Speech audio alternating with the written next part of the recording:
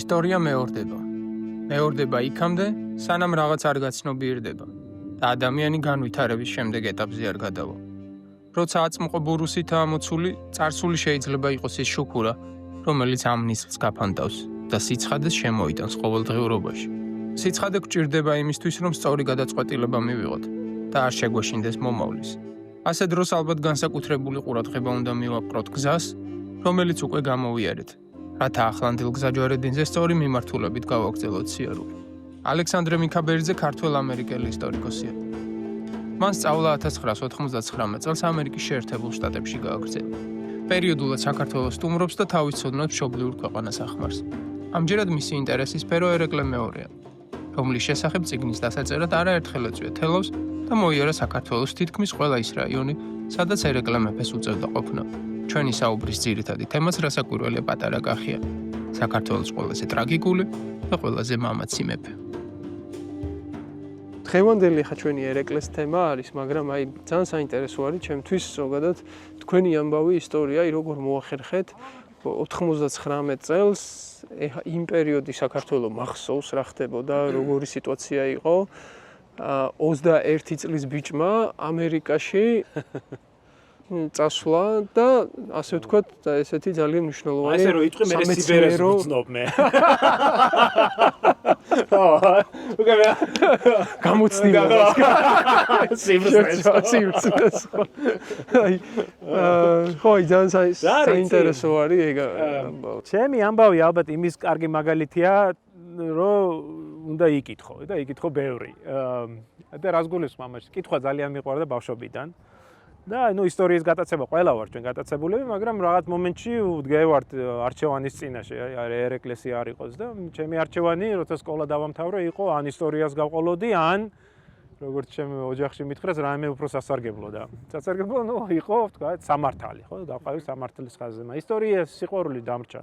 98 წელს ისე მოხდა საგარეოში მუშაობდი, საგარეო საქმეთა სამინისტროში და ვიან ღამით, რაღაცა ფუსფუსებდი ინტერნეტში, ვნახე წიგნი, რომელიც მომეწონა და რომლის ყიდვა მინდოდა რა. და ახლა იმ დროს ფანტასტიკურ ფასასახელებდნენ, მეტად როგორც აღნიშნე, ქართული რეალიები მაშინ ძალიან კაცრი იყო და ჩემი ხელფასით იმ წიგს ვერ შევწდებოდი და ერთი წელი უნდა დამეზოგა. ეს წიგნი დევს, მე მინდა, ვერ ვწდები, არა მაქვს ფული, როგორც ყველა ქართველს. და ავიღე და პირდაპირ ავტორს მივწერე, რომ მეთქი არიქა ეს წიგნი მაინტერესებს, იქნებ ერთი ასლი. წიგნი რაზეა? წიგნი არის ნაპოლეონზე, რომელიც ბავშვობიდანვე მიტაცებდა და იყო, კონკრეტულად იყო სახელწოდება იყო ნაპოლეონის მკვლელობა. ხო, იცი ემოციები. და მივწერე ამ კაცმა საბედნიეროდ, ისე მოხდა, რომ ნახა ეს იმეილი, საბედნიეროდ, იმიტომ რომ ძალიან ესეთი წარმატებული ბიზნესმენი იყო, მსოფლიო მასშტაბის ბიზნეს ატრიალებდა და მიპასუხა, რომ არა, რა თქმა უნდა, შენ გიყვარს ისტორია, მე მიყვარს ისტორია, წიგნი რა პრობლემა არისო და მოკლედ მახსოვს რამოდენიმე კვირის მერე მივიღე რამოდენიმე 5 წიგნების, არა მარტო მისი, არამედ სხვა წიგნების. მახსოვს რომ გავხსენი ეს გავგიჟებული ამ ხელა საჩუქრები, მოკლედ მივწერე სამადლობელი, წავიკითხე მისი წიგნი, დავიწყეთ ამ წიგნზე მსჯელობა, მოკლეს, არ მოკლეს, რაღაცა და მოკლედ ამ კაცმა მითხრა, იცი რა, აი მომწოხა რო და მოდი 99-ში ჩამოდი ისრაელში, იქნება დიდი კონფერენცია ნაპოლეონზე, იმიტომ რომ 200 წლის თავი არის ნაპოლეონის შეჭრისა პალესტინაში და შევხვდეთ, დავილაპარაკოთ, თუ გინდა მოხსენებაც გააკეთე და მეთქი გამორიცხულია, ვერ წამოვალ. არა მაქვს ამის შესაძლებლობა და ამ კაცმა აი მართლა ის ავალ გულით ნუ ნერვიულობო, მე ყველაფერს გადაგიხდი, შენ ოღონდ ჩამოდიო. და მოკლედ უარს როგორ ვეთყოდი, ჩავედი იერუსალიმში და იქ უნივერსიტეტში, იერუსალიმის უნივერსიტეტში გამოვედი ძალიან მოკლე მოხსენებით. დასრულებული არ მქონდა ეს სიტყვა, რომ ჩამოვედით რობინდან, შემხვდნენ ამერიკელები და ამერიკელებმა მითხრეს, თუ მზად ხარ, სრული დაფინანსებით, თავიდან მეგონა რომ 3 წელი წავიდოდი, დავამთავრებდი სადოქტოროს და აღმოჩნდა აგერ 26 წელი. ნაპოლეონზე მუშაობდი და თქვენი წიგნიც გამოვიდა 2020 წელს ნაპოლეონთან დაკავშირებით. აი კონკრეტულად რაზე არის ეს წიგნი და როგორც ვიცი, ბესტსელერი გახდა და დაემთხვა გამოვიდა მე ფილმიც, რომელმაც ხელი შეუწყო წიგნის პოპულარიზაციასაც, ხო? კი, არა, იცი, ახლა მე უკვე ამდენი წელია რომ წასული ვარ და კვლევით საქმიანობას ვეწევი, ახლა ადრეც დამიწერია რამოდენიმე ათეული წიგნი მაქვს დაწერილი და გამოცემული, მაგრამ ამ წიგნის წარმატებამ ყველაფერს გადააჭარბა.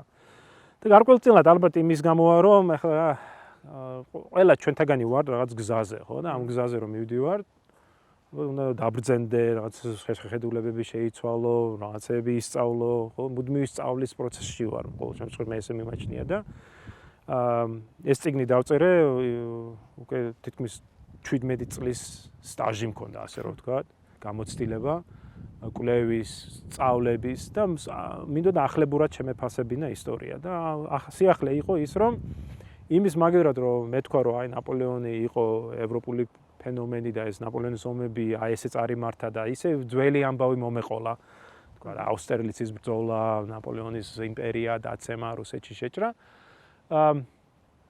სხვანაირი კუთხით მივუდექი და ამაში მე ალბათ მაინც გულის სიღრმეში ვხედავ იმას რომ აი ამ ქვეყნის შვილი ვარ და აი ამ ქვეყნის შვილობა გულისხმობს ის რომ იმას რომ შენ გინდა ნაინახო შენი კუთხე, შენი კუნჭული სად არის აი ამ სოფლიო მასშტაბის მოვლენაში, ხო? და ახლა საქართველოში როცა ხარ, თქვა სკოლაში თუ არა, უნივერსიტეტში სწავლობ რომ აქ ნაპოლეონის პერიოდში ხდება გარდამტეხი მოვლენები, ხო? დაპირისპირება ირანს, ოსმალეთსა და რუსეთს შორის, რუსეთის გამარჯვება, საქართველოს ანექსია, სახელმწიფოებრიობის გაუქმება და ასე შემდეგ, ასე შემდეგ. აი ეს ჩემთვის ყოველთვის ხო აი ეს როგორ ჯდება აი ამ ნაპოლეონის საგაში. და აი ამ წიგნში ზუსტად გადავწყვიტე რომ მეჩვენებინა რომ ნაპოლეონის ომები არის პირველი ახლა შეიძლება სოფლიო ომი არა, მაგრამ პირველი მართლაც გლობალური მასშტაბის ომი არის. ანუ ომი რომელსაც აქვს პირდაპირ ზეგავლენა ჩრდილო ამერიკაზე, სამხრეთ ამერიკაზე, აფრიკის ნაწილებზე, აზიაზე, კავკასიაში, ახლო აღმოსავლეთზე. ახლა ჩვენ მიჩვეულები ვართ რას რომ ნაპოლეონის ამბები, იტალიაში შევიდა, ესპანეთში, რუსეთში დამარცხდა და გამოადეს. რეალობა არის რომ ამ კაცმა, ხო, ამ კაცის პოლიტიკამ და ამ პოლიტიკაზე, ხო, უკურეაქცია. შექმნა ფაქტურად თანამედროვე სამყარო. ახლა ამერიკის აღზევება ესპანეთის იმპერიის დაშლა და ეს ახალი რეალობა, რომელიც ჩვენ ეხლა გვაქვს, ხო, დამოუკიდებელი ქვეყნები, როგორც არის არგენტინა, ბოლივია, ხო, და ესენი ყველა არის ამ კონტექსტიდან აღმოცენებული. ინდოეთის დაპყრობა ბრიტანელების მიერ, ახლო აღმოსავლეთში უზარმაზარი ცვლილებები, ხო, ეს ყველაფერი. აი ეს სურათი შექმნა. პატარა კაცმა. პატარა არისო. არ გამოგიერთელობა. ვაფათი. თქვენ და ნაპოლეონი. და მე აი უკვე წიგნის პოპულარიზაცია ელოდებოდი ესეთი. არა. ახლა კარგი ის იყო რომ კარგი გამომცემლობასთან მქონდა საქმე, ანუ ეს წიგნი რო დავწერე, გავგზავნე სხვა გამომცემლობებს და ძალიან ბევრისგან მივიღე პასუხი, მაგრამ საბოლოოდ ოქსფორდის უნივერსიტეტმა გამოსცა. და ოქსფორდს უმადლი იმით, რომ მართლა დაინახა პოტენციალი ამ წიგნში და შეიტანა მაღაზიებში, ანუ გააკეთა ის, რაც არის საჭირო იმისთვის, რომ ხალხმა იცოდეს წიგნის შესახებ. ანუ ერთია, რომ კარგი წიგნი დაწერო, მეორეა, ხალხმა იცის თუ არა ამ წიგნის შესახებ. ამის ნაწილი იყო, თქვა, ლექციების წაკითხვა, საჯარო გამოსვლები, ხო, ინტერვიუები თუ პოდკასტებზე გამოსვლა, იმისთვის, რომ უთხრა ხალხს, რომ გაინტერესებს ეს საკითხი, აი ახლებურად დანახული არის ეს წიგნი და დაიკითხე. და მე ზუსტად 2 წლის გამოსული იყო, რომ რიდლი სკოტმა იკადრა უკადრებელი. გადაიღო ის ფილმი. რომელიც ახლა გზაში ვლაპარაკობდით, რომ აცდენებში არის იმათ. კი, დიდ აცდენებში, მაგრამ ერთ რასაც უმადლი არის, რომ ინტერესი გააღვივა ზოგადად ნაპოლეონის ეპოქაში და მათ შორის ჩემს წიგნის მიმართ. ამ პორტრეტში ჩანს მთელი ერეკლეს დიპლომატია აქვს, სპარსული ქუდი, რუსული მანტია და წმინდა ანდრიას ის კორდონი რა. უწევდა ლავირება, ხო, ამ სოფლიო პოლიტიკაში. ჩვენი ისტორიის მე მგონი არსი ეგ არის. მუდმივი ლავირება. მუდმივი ლავირება პრინციპში რაღაც დღესაც მე მგონია რომ თითქოს რაღაცა ეგეთი იმაში ვართ რომ ეხლაც მუდმივად ესე ვიქნებით. ეგ არის პატარა ერების პრობლემა, ისტორიული. თვითგადარჩენისთვის ეგ სტრატეგია უნდა აირჩიო, რომ ხო, გაწვრა გამოძროს. ჩემი სტუდენტი აქ ქართველი სტუდენტი სადოქტორო დაიცვა ლაზიკის ომზე და იქაც იგივე ხო აღმოსავლეთი დასავლეთი სპარსეთი თუ ბიზანტია ისე ლავირება მუდმივი არჩევანი ხო ან გუბაზ მეფე რომ მოკლეს ხო ხო დიდი შეკრება იყო იმერთა და იქ ორი სიტყვა ითქვა რა გვინდა სად მივდივარ და იქ ორი სიტყვა შემორჩენილი გვაქვს რომ ეს ორი სიტყვა და ერთი ამბობს დასავლეთისკენ უნდა წავიდეთ, მეორე ამბობს არა აღმოსავლეთისკენ უნდა დავრჩეთ. ეგ არის მე-6 საუკუნე. წარმოიდგინე. მე მანდ ვინ გაიმარჯვა, რომელმა სიტყვამ გაიმარჯვა. წელს საუბრობთ იმაზე, რომ ერეკლეს არჩევანიც მეტწილად განპირობებული იყო დასავლეთსა და აღმოსავლეთ შორის არჩევანით, ვიდრე უფრო სახელმწიფოებს რუსეთს და სპარსეთს შორის, ხო? არსობრივად აქ საუბარი იმაზე კი არის, რომ რუსეთი აერჩია. არსობრივად საუბარი ის არის, რომ ერეკლემ აერჩია დასავლეთი. ანუ კურსი დასავლეთზე იყო და ეს გზა მისთვის გადიოდა, ანუ შეიძლება გასულიყო სხვა გზით, ხო? ანუ შეიძლება მაგალითად გასულიყო ავსტრიის და ამის კარგი მაგალითი ის არის, რომ ავსტრიის იმპერიულ არქივში რო ჩავიდეთ ვენაში, ნახავთ მიმოწერას. ხო, ერეკლე უგზავნის მას და ეუბნება, აი დამეხმარეთ, მოდი ვითანამშრომლოთ, მაგ პრობლემები დამეხმარეთ და კარგად ვიყოთ რა ერთად. ან ის რომ მიმართავს თხოვნით ვენეციას. იგივე, ხო? აბსოლუტურად იგივე მოთხოვნები აქვს. და იგივე მოთხოვნებით გადის რუსეთზე. აქ ანუ რუსეთი ის კი არა რომ აი კონკრეტულად რუსეთი მოწონს, უბრალოდ რუსეთში ხედავს გზას, უმოკლეს გზას რომ გავიდეს ევროპაზე. ერეკლემ კარგად იცის თქვა ევროპაში მიმდინარე მოვლენები არა მარტო პოლიტიკურ დონეზე, ან სამხედრო დონეზე, ანუ კულტურულ საზოგადოებრივ დონეზე. ამის ერთ-ერთი კარგი მაგალითია, მაგალითად დისკუსიები, რომელიც მას აქვს რუსეთიდან დაბრუნებულ იმ ქართველებთან, რომლებსაც აქვს ეს განათლება მიღებული, ბევრი მათგანი იზიარებს განმანათლებლობის იდეალებს, მათ შორის არის ხალხი, რომელიც საუბრობს, რომ საუკეთესო მოდელი მართვის არის ბრიტანული საპარლამენტო ესეთი მონარქია, ხო? და ისინი ცდილობენ რომ ერეკლეს აუხსნან რომ აი სამომავლოდ ამ გზით უნდა წავიდეთ. ეს გზა ამ მომენტში გადიოდა რუსეთის საშუალებით და ამ ხრივ რუსეთის როლიც გარკვეულწილად ჩვენს ისტორიაში არის ის რომ აი ეს ევროპეიზაცია შემოიტანა. ხო, პრინციპში მე მაინც მაგას უკავშირდება იგივე ოპერის შემოსვლა, რაღაცა თეატრის შემოსვლა, თუნდაც აი თბილისის ცოტა ევროპულ ყაიდაზე გადაწყობა, თორემ მანამდე უფრო აღმოსავლური ქალაქი იყო. და აქ ჩვენ ხედავთ ორ მიმართულებას, ხო? ერთი არის მაგალითად ციციანოვის, ან იგივე ციციშვილის, ხო? ეს ციციშვილი არის ერთ-ერთი ის ქართველი, რომელიც წავიდა რუსეთში, ხო? იქ მიიღო განათლება და რომელსაც მიაჩნია, რომ რუსეთის როლი აქ არის ცივილიზაციის შემომტანი, ხო? იმპერიის და ეს უნდა მოხდეს ზამომრეობით. და მეორე ვარიანტი უკვე იწყება, როდესაც მიხეილ ვორონცოვი ინიშნება მეფის ნაცვლად. აი ვორონცოვს აქვს აბსოლუტურად სხვანაირი მიდგომა. გარკვეულწილად ეს იმის გამოა, რომ მისი ოჯახი ანგლოფილური ოჯახი იყო, მამამისი იყო რუსეთის ელჩი ინგლისში მრავალი ათეული წლის განმავლობაში, თვითონ მიხეილიც არის ნამყოფი და ხედავს თქვა, აი, როცა ჩვენ საუბრობთ ევროპაზე, მისთვის ევროპა არის აი ბრიტანული მოდელი, ხო? და მას ესმის რომ აი აქ ხო ამ იმპერიული წესწყობილების დამყარება და ეს ცივილიზაციური მისია, როცა შეგინა რო შემოიტანა გამოჯობესება კულტურული, საზოგადოებრივი, ეკონომიკური, მისთვის ეს ხდება, მას მიაჩნია ის უნდა მოხდეს რბილი ძალით. აი ეს რბილი ძალა არის, შენ რასაც ამბობდი, ოპერა, თეატრი, თავადაზნაურობასთან ურთიერთობის დაალაგება, ხო და თანათანობით აი ამ საზოგადოების აი ინტელიგენციას, რასაც უძახით ჩვენ და ეს ფენარო არის ხო ელიტის, აი იმის გადაყვანა რუსულ, ანუ ევროპულ ყაიდაზე, ხო? აი რატო დაინტერესდი ერეკლეთი? შენში რა იყო ეგეთი, რამაც აი ეს გამოიწვია? მაგრამ ჩემი ინტერესი თავიდან და ეხლაც არის უფრო მე-18 საუკუნის რევოლუციური პერიოდი, საფრანგეთი, განსაკუთრებით ნაპოლეონის ეპოქა. გადავწყვიტი რომ აი ეს პერიოდი დამენახა უფრო გლობალურად. ძელვადიანი კვლევის თითქმის 11 წელი უმუშავე იყო წიგნი, რომელსაც სახელად ეწოდება ნაპოლეონის ომების გლობალური ისტორია. და აი ამ გლობალური ისტორიის ნაწილი, მნიშვნელოვანი ნაწილი არის ვარ ჩვენ. არის კავკასია, ხო? ეხლა ჩვენთვის ეს პერიოდი არის გარდამტეხი პერიოდი. ეს არის ერეკლეს მმართველობის დასასრული, ეს არის აგერ ჩვენ აქ ვიყოფები გიორგის მმართველობა და შემდეგ უკვე ანექსია და საქართველოს და ზოგადად კავკასიის სხვა თქვათ ისტორიული მიმართულებით წასვლა.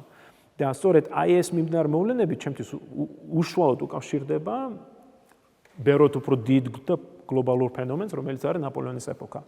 ამის ახლა ბევრი მაგალითი შეგვიძლია დავისახელო, მაგალითად აი დიდ ქვეყნების, ხო, დიდი იმპერიების ერთმანეთის დაპირისპირებაში კავკასიას უჭირავს ერთ-ერთი მნიშვნელოვანი როლი. დასავლეთ ისტორიოგრაფიაში ძალიან მწირი არის თქვა მასალა, რომელიც ამ საკითხზე დაწერილა.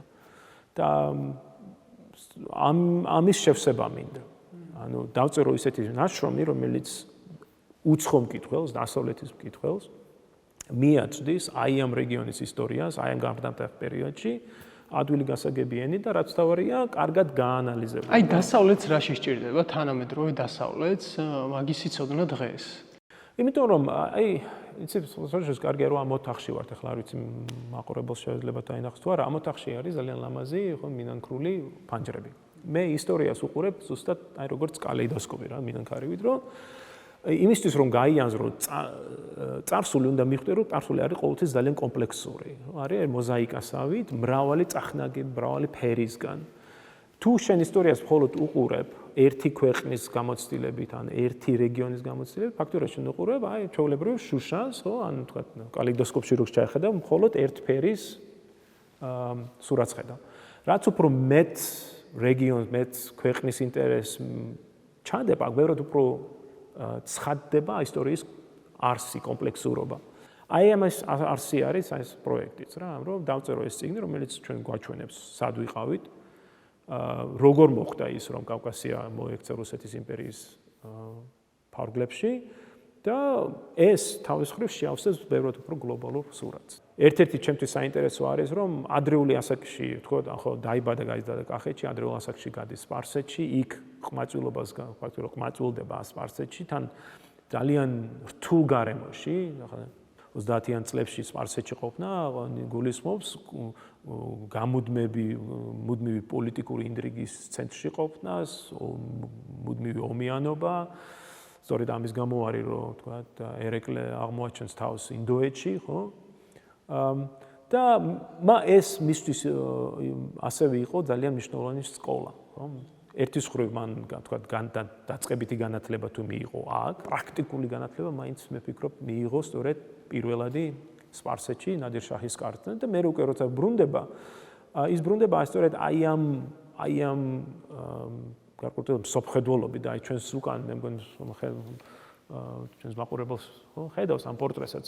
ეს პორტრეტიც ასახავს აი ამ კომპლექსურობას ამ ადამიანის, რომელსაც შეუძლია რომ ატაროს სპარსული ყაიდის ჩალმა, მაგრამ ამავე დროს იყოს და თქვა ქართული ხო ჩოხა და კაბა და ახალუხი და ამავე დროს იყო შემოსული ევროპული მეფის მანტიაში და ამავე დროს ჰქონდეს რუსული იმპერიის ორდენის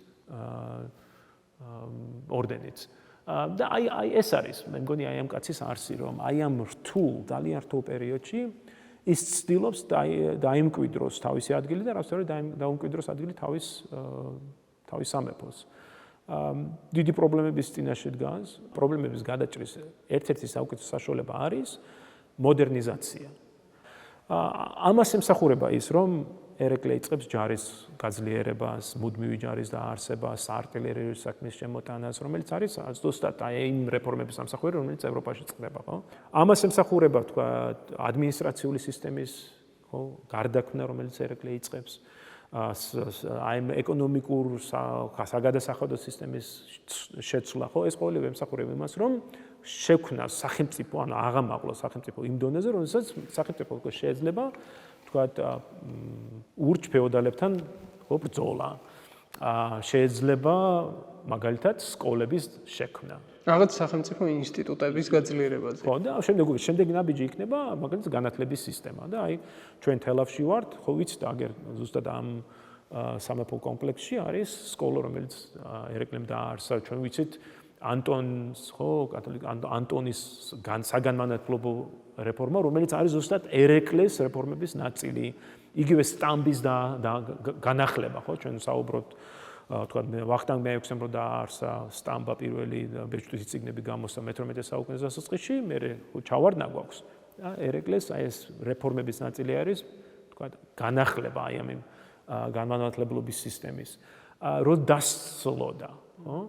და რომ არ ყოფილიყო ეს ომიანობა, მით უმეტეს ლეკიანობა და შემდეგ უკვე ეს გამანადგურებელი სპარსული შემოსევა, ქართული ქართული სახელმწიფო ძალიან დიდ პროგრესს მიაღწევდა ერეკლეს და ვთქვათ გიორგის მეფობის დროს. ერთ-ერთი ყველაზე ტრაგიკული ფურცელი ისტორიიდან არის კრწანისის ომი.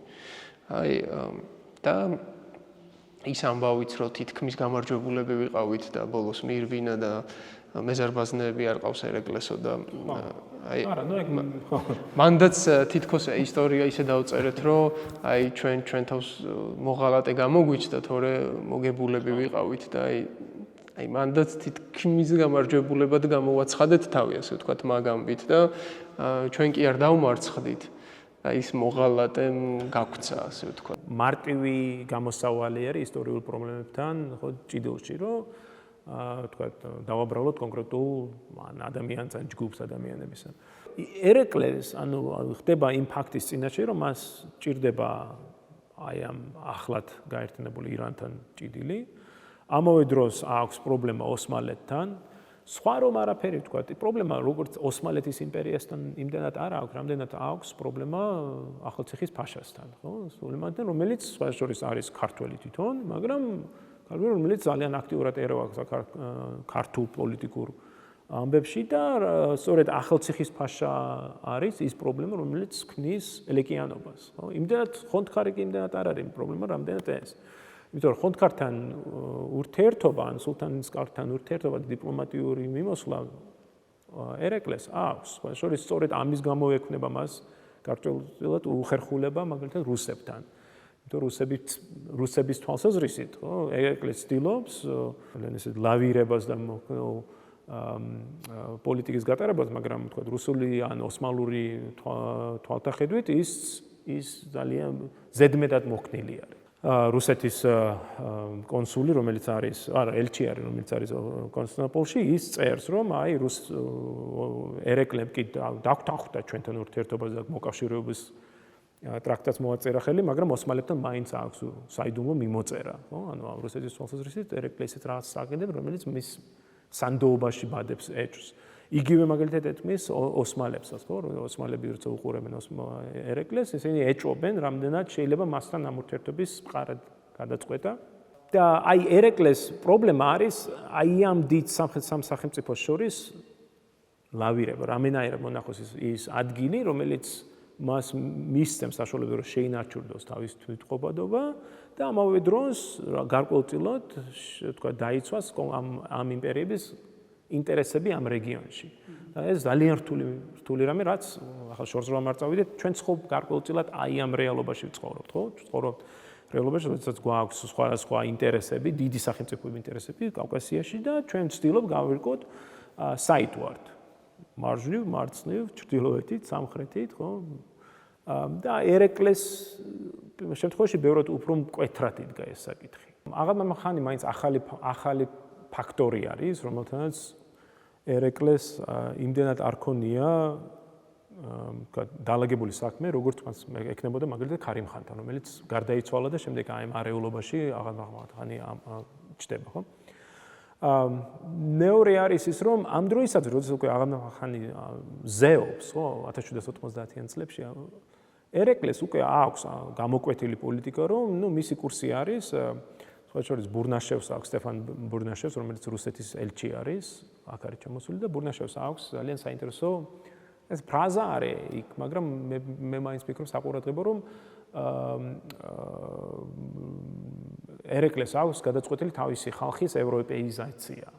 ანუ რომ ანუ ერეკლეს ხედვა არის შემოიტანოს დასავლეთიდან კონკრეტული გარდაქმნები და შექმნას რაღაც ახალი რეალობა აქვს. მისთვის სპარსული რეალობა, ახლა შეიძლება კი ატარებდეს სასაბურავს, მაგრამ მისთვის სპარსული რეალობა არ არის ის რეალობა, რომელიც სადაც ის ხედავს ქართკახეთის მომავალს. მომავალს ხედავს სულ სხვანაირი და ის მომავალი არის დასავლური. და ეს დასავლური იმის გათვალისწინებით, რომ ავსტრიას თავისი პრობლემები აქვს, ვენეცია საერთოდ ვერ მძლავრობს ისე როგორც იყო, საფრანგეთის ინტერესები ბევრად მკვეთრად ემიჯნება თქვა კავკასიას, ხო? რომ ამ ევროპეიზაციის პროექტი მისთვის გადის რუსეთის ხარჯზე.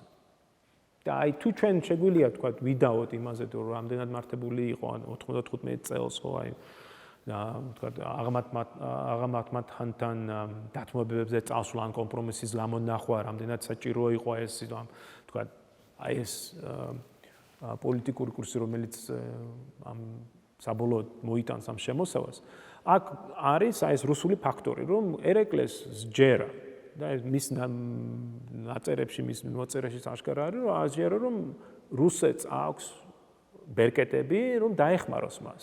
ეხლა ამ ბერკეტებში რაც გულისხმობს? ამ ბერკეტებში გულისხმობს მაგალითად ჩრდილო კავკასიაში რუსული სამხედრო ნაწილი. თუ ჩვენ ჩავეძიებით აი ამ 95 წლის ლაშქრობას ხო აღამათმათ ხანის დავინახოთ რომ აღამათმათ ხანს აქვს უზარმაზარი ჯარი არის ყარაბაღში ხო და ის ელოდება მთელი ზაფხული ანუ ის შეიძლება ბევრ ადამიანს აქვს ეს წარმოდგენაში რომ აი აღამათმათ მოულოდნელად მოგვადგა არა რა მოულოდნელად გაზაფხულზე იცის ერეკლემ რომ ეს ლაშქრობა მზადდება მთელი ზაფხული იცის ეს მაგრამ ახლა და არა და აღამათმათანი ყარაბაღში არ მოდის ახლა რატო არ მოდის იმიტომ რომ ორივე მხარეს ანუ ჩვენს ხო ერეკლესაც და აღამათხანს აქვს აი ეს რუსული ფაქტორი რომ აკვირდება. ერეკლეს აქვს ანუ მოლოდინი რომ ჩრდილო კავკასიაში რო არის სამხედრო ნაწილი ხო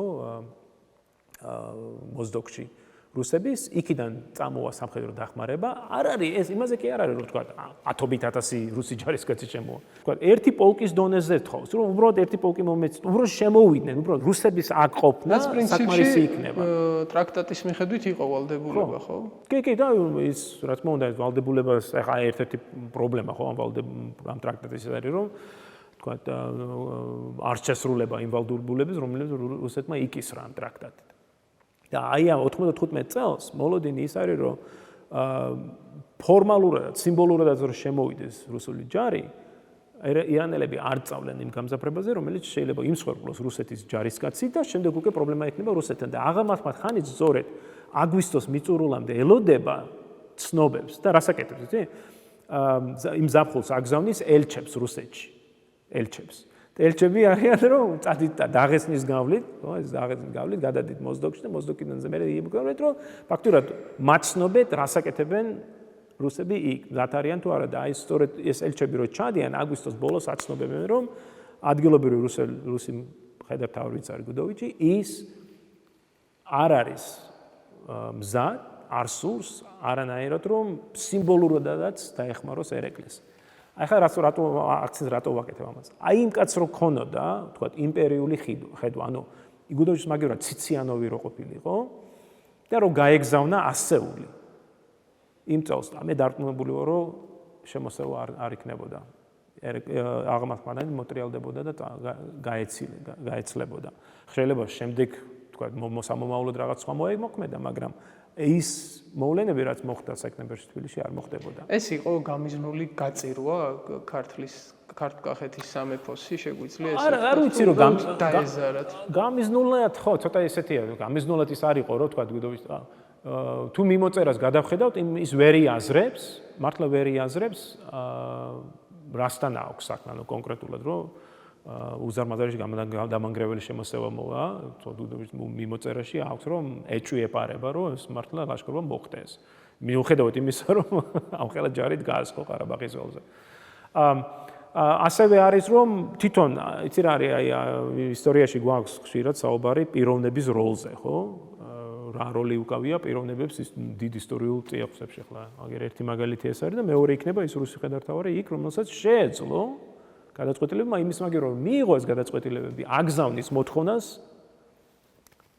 სანქტ-პეტერბურგში სამწუხაროდ ძალიან ხშირად ადამიანები ვერ დგამენ ნაბიჯს სანამ უფროსობას არ შეუთანხმებიან ამასთან აქვს პრობლემა რომ ეს ადამიანი ითხოვს ნებართვას რომ მოიმოქმედოს აგზავნის ამ მოთხოვნას სანქტ-პეტერბურგში და სანამ იქიდან მოვიდა ნებართვა თბილისი აღარ არის თბილისი აღარ არის ხო რამდენად დამანგრეველი იყო აი ეგ შემოსევა აღამ ახმატხანის? არა, ამაც ფაქტობრივად თბილისთვის იყო, ხო, აბსოლუტურად დამანგრეველი.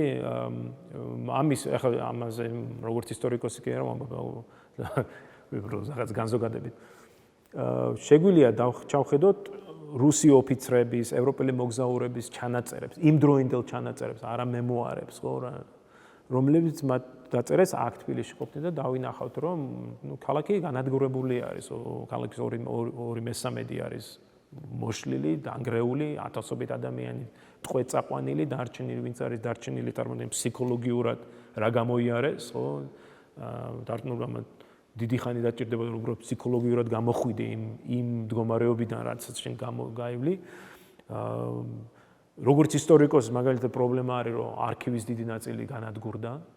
წიგნობრობის მხრივ რამდენი წიგნი დაიწვა, რამდენი ხელნაწერი გაქრა, ხო? ეს ყველაფერი ამ შემოსევის შედეგი არის. საუბრობდით ამ წიგნში ერთ-ერთი გრავიურა არის, რომელიც თბილისის ხედი არის, ხო? ანუ მატერიალური თვალსაზრისით, ხო, თვითონ როგორც ნაგებობებს თუ ვიგულისხმებს. უკვე 1818-19 წლისთვის თქვა, ქალაქის ნაწილი აღდგა და უკვე ამ დროს ჩამოსული მაგალითად ესპანელი მოგზაური, ხო, ეს ავანტიურისტი არის მოგზაური რა. ჰუან ვან ჰალენი აღწევს, რომ ქალაქის ნაწილი აღდგა და ცხოვრება შეიძლება, ხო? ანუ 20 წელიწადში ქალაქის აღშენებულობა იწყება, მაგრამ ეს ხომ აქ საუბარი ხო არა გვაქვს ჩვენ მხოლოდ აი შენობაზე. აქ არის საუბარი კულტურულ, საზოგადოებრივ მეხსიერის დონეზე რამხელა ზიანი მოაყენა ამ შემოსევამ. ერთ-ერთი ესეთი დედოფალი ალბათ საქართველოს ისტორიაში, რომელიც ცოტა კონტროვერსიული ფიგურაა და ზოგს გონია, რომ კარგია, ზოგს გონია, რომ ცუდია, ზოგი საერთოდ იმ პერიოდის პრობლემებს დიდწილად დარეჯანს მიაწერს ხოლმე. აი, თქვენ როგორ ხედავთ მაგ ფიგურას? რა როლი აქვს ზოგადად იმ პერიოდის საქართველოში? ჯარჯანი იყო ესე ძალიან საინტერესო, მაგრამ კომპლექსური ადამიანი, რომელსაც ძალიან აწუხებდა ის გარემოება, რომ ის იყო ერეკლეს შემდეგ ბოლო ცოლი, ხო, მას ყავდა კიდევ მეუღლე და რომ იმ წინა მეუღლისგან ერეკლეს ყავდა უფროსი ვაჟი. და რა თქმა უნდა, მემკვიდრეობის სისტემით, ხო, ეს ვაჟი გიორგი მიიღებდა ტახტს და ფაქტურად ეს ხაზი გავიდოდა გიორგიით. და აი დარეჯანისთვის, აი ალბათ ერთ-ერთი საკითხი, რომელიც სწორედ ხაზს უსვამს ის პრობლემატურობას არის, რომ გარკვეულწილად დარეჯანის ვიწრო ინტერესები, ანუ დინასტიური ინტერესები სჭარბობდა და ხან-ახან უფრო მნიშვნელოვანი იყო მისთვის ეს, ვიდრე ზოგადად პოლიტიკური ვითარება, ან ის კურსი, ან ის მომავალი, რაც თქვა სახელმწიფოს შეექმნება. თავისი შვილის მფარველობა. ხო, ანუ მას სურდა, რომ ყველანაირად სურდა, რომ თავისი შვილი მოიყვანა ძალაუფლებაში და არა, თქვა, არა გიორგი, ხო? და ამ ფაქტურად ჩვენ ვხედავთ ერეკლეს კარზე ფრაქციებს, ხო? და ამ ფრაქციებს შორის დაპირისპირებას, რომელიც საკმაოდ წვავე იყო. ეს განსაკუთრებით იკვეთება, როდესაც ერეკლე გარდაიცვლება და გიორგი მეფე მოდის, ხო, ტახტზე ადის და მართალია მას არ უმეფია და დიდი ხანი, მაგრამ მაინც ეს კონფლიქტი უკვე ცხადი ხდება და კიდევ უფრო ხედავთ ამას უკვე შემდგომ წლებში, როდესაც ხდება აი ამ პერიოდის გააზრება და სწორედ დარეჯანის მემკვიდრეობის, ხო, შვილების და შვილიშვილების მიერ მე უკვე ასე რომ ვთქვა, ტალახის სროლა იწყება გიორგის მიმართულებით. ჯამბაკურ ორბელიანი არის იგალი, რომელიც ძალიან აქტიურად ცდილობს, რომ დააბრალოს გიორგის ისეთი გადაწყვეტილებები ან ისეთი უსაქმურობა, რომელიც ვთქვა, მას ძალიან ნეგატიურ ჭრილში გამოიყვანდა ამაში მაგალითად გიორგის დებენ ბრალს, რომ აი მამასო გადამწყვეტი ბრძოლა რო იყო ასპინძაში, იქ არ დაეხმარა სიცრუე, ან იმაში რომ აქ აღამ ახმად ხანის შემოსევის დროს რომ კახეთში იყო და არ დაეხმარა ეგეთ სიცრუე. ანუ ეს იცი პრინციპში აი ბოდიშ დღესაც რასაც აკეთებენ პოლიტიკური ოპონენტები ხშირად აბსოლუტურად ეგეთი რომ ეგ არის აი იმიტომ არის საჭირო ისტორიის სწავლა რომ დაინახო რომ ის რაც ეხლა ხდება შეიძლება ზუსტად იგივეს არ ასახავს რაც წინ, მაგრამ დაინახო ზოგადი ხო ეს კანონზომიერები რომელსაც ისტორია გვასწავლის. როგორ ფიქრობ, აი ეს კონსოლიდაცია რო მომხდარიო მაგალითად ერეკლეს ოჯახ შორის, უფრო ნაკლებად ტრაგიკული იქნებოდა ქართლის ბედი? რა იცი, მე მაინც მჯერა, რომ რუსეთის იმპერიის შემოსვლა კავკასიაში გარდაუვალი იყო. ამას ვამბობთ, როგორც შიდა საგარეო საბუთების მიმოწერის გადახედვის საფუძველზე, ხო, ვიცით, მე ახლა მიმუშავია მაგალითად რუსეთის იმპერიის პოლიტიკაზე ეკატერინეს დროს, განსაკუთრებით ოსმალეთის მიმართებით და იქ აშკარად იკვეთება ინტერესი იმისი, რომ კავკასიაში შემოვიდნენ. აქ საკითხავი არის რა სახით შემოვიდოდნენ. ანუ შემოვიდოდნენ მაგალითად აი თქვათ იგივე გეორგიევსკის ტრაქტატის მსგავს სამოკავშირო ხელშეკრულებით შეინარჩუნებდა თუ არა ქართლ-კახეთი, იმერეთი, ხო, თავის პოლიტიკურ დამოუკიდებლობას. ხო შეიძლება, რა გეორგიევსკიში იყო რომ აღიარებდნენ ბაგრატიონთა დინასტიის ხელისუფლებას, აღიარებდნენ მათ უფლებას ემოქმედათ, რომ მათ როგორც მათ სურდა თავიანთი ტერიტორიაზე, მაგრამ ამავე დროს იყო ეს მოკავშირეებული ურთიერთობა რუსეთთან და საგარეო პოლიტიკაში კოორდინაციის მოთხოვნა. აი ამაზე არის. ანუ მე ეჭვი არ მაქვს რომ რუსეთი შემოვიდოდა თუ 1801 წელს არა 1815-16 აი ნაპოლეონის რომ მოუღებდნენ ბოლოს, ხო? მე დარწმუნებული ვარ რომ აუცილებლად გამოიხედებდნენ აქ. როგორ ფიქრობთ, ეხლა ცოტა შეიძლება ნახევრად პოეტური შეკითხვა უნდა დაგისვათ, მაგრამ ცოცხალი რო იყოს დღეს ერეკლე, რას გვეტყოდა? რას გვეტყოდა? მე იცი იმედი მაქვს რომ აი მტარდისში რო ჩამჯდარიყო და ეხლა რო გადმოსულიყო რომ ერთის ხრივ სასიამოვნოდ გაოცებული იქნება იმით, რასაც ნახავს აქ. რომ იმ გავერანებული ქვეყნის ნაგვირად მაინც პირად უკეთესი ქვეყანა გვაქვს. ქვეყანა, რომელსაც აქვს დიდი პოტენციალი. ეს პოტენციალი არ მომკვდარა, ალბათ ხედავდა ერეკლე მაგ პოტენციალს. აბსოლუტურად, მე მაგას დარწმუნებული ვარ. ამავე დროს მე ალბათ ფიქრობ, რომ შეიძლება იცი წარმოვიდგენია კახურად გამოვიდოდა და თქვენ მამა აშენებული, ოჯახ აშენებულებო, იგივე პრობლემის წინაშე როგორ ახარ? იგივე არჩევანის წინაშე ვდგავართ, ხო? ანუ გვაქვს არჩევანი მიმართულების და ვცდილობთ ლავირებას. როგორც ის ვცდილობდა, ისევე ჩვენ ვცდილობთ. არ ვიცი, იცი? ალბათ ერთის ხრივ მოხარული იქნება იმით, რასაც ნახავს და მეორეს ხრივ მიხვდება, რომ აი ამ ხარეში, ამ კავკასიის ამ პატარა კუთხეში ჩვენ გვაქვს ეს მუდმივი ისტორიული პრობლემა, როგორ შეუძლია პატარა ერს, ხო, ან პატარა ერმა ნახოს თავისი ადგილი ძალიან მკაცრ სამყაროში.